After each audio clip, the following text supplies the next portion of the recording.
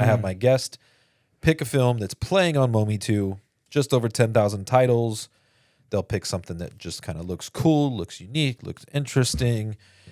And we already had one kind of pre-picked out because it's yours. Yeah.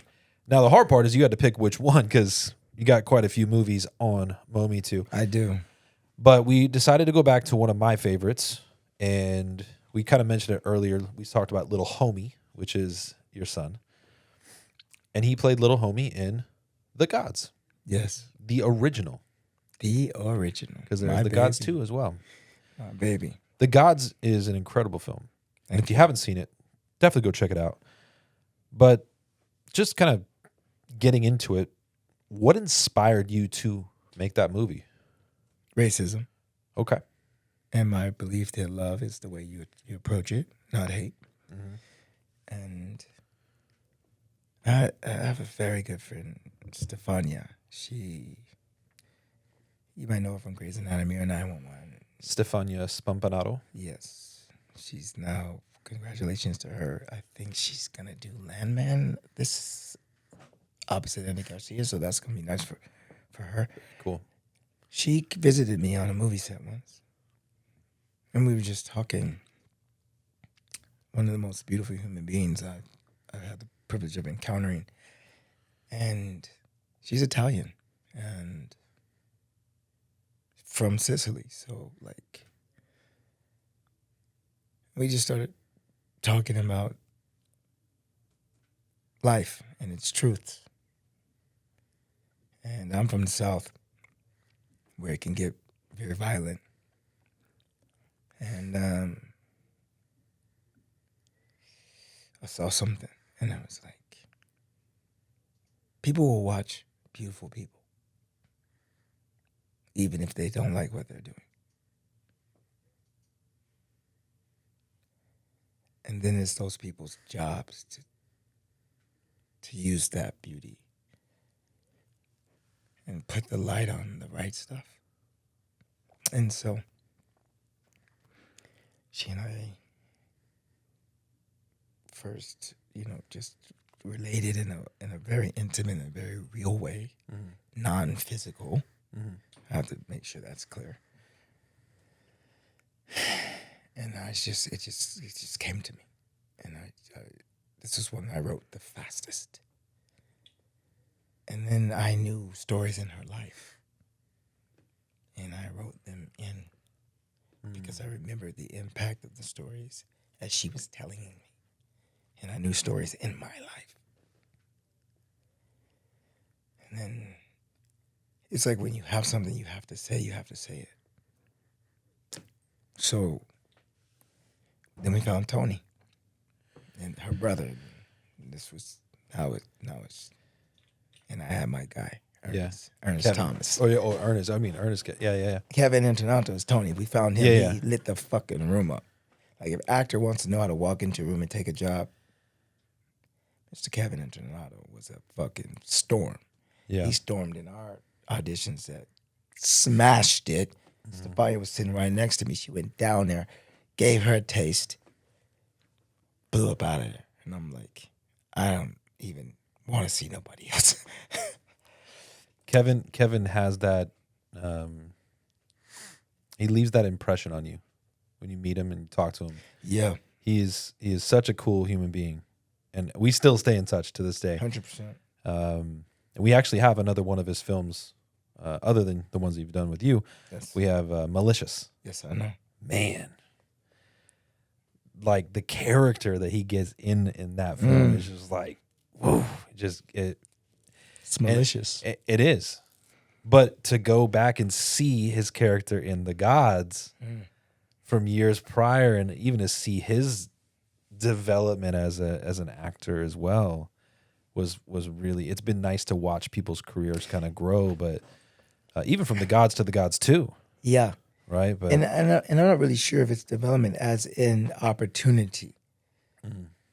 See, because a lot of things you don't see because it's not written, and we're not given the opportunity to show you. Yeah. People think they know you because you do one thing well. Yeah. And then when you do that well, that's all they want to see you do. And you don't want to be known as a one-hit wonder as an actor. And neither he. Yeah. And that's why he was behind creating militias. Like, yeah, Kevin came to me during COVID and was like, yeah, I'm going to save that for another time. Just remember, there's a story I have to tell you Okay. about me and Kevin, Okay. I'll ask you. who is we're super close. Yeah. Super close. Yeah. So you gave birth to Mikey James. Yeah. And this is, and again, for those that haven't seen The Gods, it is a take on Romeo and Juliet. 100% one of my favorite movies of all time. But you gave it its own spin, Yes. and you used a lot of the actors that we see in other films with you. So, how many of those actors were part of your acting classes? I didn't have a class at that point. Did not. Okay. Nope. Because we see the guy who plays Ghost. Yeah. Right. He's in my acting class. Okay. Yeah. 50% of the people you see. But in that particular movie, I had not started my class yet. Okay. I was just casted. Yeah. But then I realized I needed to start a class. Mm-hmm. Because the next time I tried to reach out to certain people, they were gone. And they were gone because it can be very expensive. And not because they didn't have the talent. They just didn't have enough to hang in there long enough for something to happen. Yeah. To get that break. And I was like, this is some bullshit. And I'm aiming to do something it's about it. unfortunate. It happens to a lot of people. Yeah. But once you know poverty, and I say that with the biggest smile, once you know it don't do nothing, Yeah. it's like being in a fight, and the dude looks enormous. Then he hits you, and you're like, motherfucker, that's it? I done ran around here for 10 minutes, afraid you gonna hit me, and that's what you got? All right, I'm about to dust that ass up now. Yeah. That's poverty. People scared of being broke. Just go broke for a little bit. This is why I know love, bro. My mother has passed on. I don't think about a fucking thing she ever bought me, and I don't want to buy her a fucking thing. I just want another conversation. A hug. You have both my fucking cars and my house. Yeah. That's real. People it's all fucked. It's all messed up. It's not about things, bro. It's not about things. Do not come up here and sacrifice yourself because you think it's going to get you some shit. You're going to be in some shit. And like my man Clarence Williams III said, knee deep in some shit. You don't want that, man. That's not what you want. That's not what you want. But getting back to The Gods. Yeah. Incredible cast. Thank you. I really enjoyed every single character in that film. All the way to the little tiny, like the characters have just little moments, right? I mean, everyone brought it. Like, it was just very well done. Thank you. And I will have to give kudos to you as the director. Thank you. How did you balance that, though? Like, being the director, but also being the lead character. I mean, it's very difficult.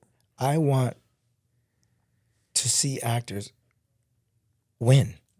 I want I try to write characters every actor wants to play, and I try to capture the greatest amount of talent an actor can offer me. And if you've been in class with me, I just happen to see it a lot. So I know what's in there, so I can go and get it. I'll give you a moment. I've never told anybody this. There was a moment when the dad tells Tony, go get that mother and bring him here. Yeah. That only happened because he didn't want to say. But I hired him because I knew you say it. Like, I know. But now he's in front of people, and you know it's probably not cool, and like it's written, but he doesn't feel. And I'm like, stop fucking playing games in my mind. I know you know, and you do it. So he didn't want to do it. So I provoked it. And he was like, I'm like, get your fucking ass onto that fuck. I tell Igor, roll the tape. I go in the kitchen. I start a small skirmish by taking control and making him feel, Just pissing him off. yeah. Yeah. He said, you want me to fuck? You want? Okay. He storms into the fucking set. Go get that motherfucker and bring him here. And I turned to Igor. I said, you got it. He said, got it. I said, cut. We moved on. I think he's still mad at me to this day, but he was a really good actor, but he just, But you got what you wanted out of him. fuck yeah. Yeah. I'm going to get what I want. I have spent my money on it. Yeah. My money. Like, I don't have no money because we're here. You're going to give me what I want. And you'll be happy I pulled it out of you. Yeah. The only person that gets shortchanged sometimes is me. Not in the latest one I'm talking about, because I made it a point. I said, see, this time, y'all on your own. I'm going to take care and make sure I deliver. Yeah. Because sometimes, you give it all out. It's like Halloween. There's no trick-or-treat candy for you. You get raisins. You get raisins and apples. There are a lot of Romeo and Juliet type movies out there, stories out there. Yes. What makes the gods, if you were talking to someone that's never seen it, what makes the gods unique? I think its ability, I took it into a world I had not seen it in. It's not like O, which was much more suburban kind of. This is like an urban spin on it with a little mafia in it and much more toward real life. There's a lot of interracial relationships. My wife and her, it's New Orleans, her dad's Cajun, and, their parents would, his family didn't even talk to him for marrying her mother for almost 20 years. So, like, it's now. It's not two upper class families. It's two people who just fell in love in America, whose families see things differently, who've been raised on traditions and bullshit that we've allowed to define ourselves, and then they try to force that onto two people that won't have it.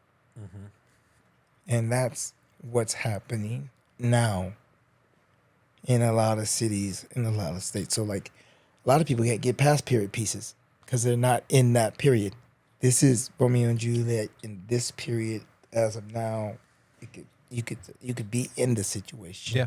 And your film's still relatable to today. Yes. So, what last question for you? Just again, we could talk for hours, but days. What did making the gods teach you? Whether it be as a director, an actor, a writer, what was that the biggest thing that you took away from making the gods that you have brought on to the rest of your career? In the immortal words of Kevin Garnett, anything is possible. Anything is. I don't know what the fuck I was doing, bro. I just knew I was tired of doing this. Yeah. And there was a fire to put out. I didn't have money to throw at it. It was just like, I must have begged, borrowed, and stole from everybody I know. And then I cut it, sent it to Kevin. He's the only motherfucker that's ever said some shit like this to me. You left some gold in there. Go and get it. Go back and get it. And because I have an enormous respect for this motherfucker, I went right back in and recut it again. And I'm not cutting it. I'm paying an editor to cut the shit. He was right, though. There was gold in them heroes. And I left it in there. Because I know what the fuck I was doing. And then Then it was done. The gods. My God. There it is. Thanks for spending your time with us today on the More For Me and You podcast. If you've made it to the end, we appreciate you. Now, go do us a quick favor. Please like, comment, and share this episode. And before you go, don't forget to subscribe so you never miss an episode with the incredible guests we have coming up. You can also follow us at Mometu Podcast on Instagram and on TikTok. Oh, and for your next movie night, check out the Mometu app. It's free and packed with amazing movies and shows you've probably never seen. Until next time, take care, stay safe, and we'll see you in the pod.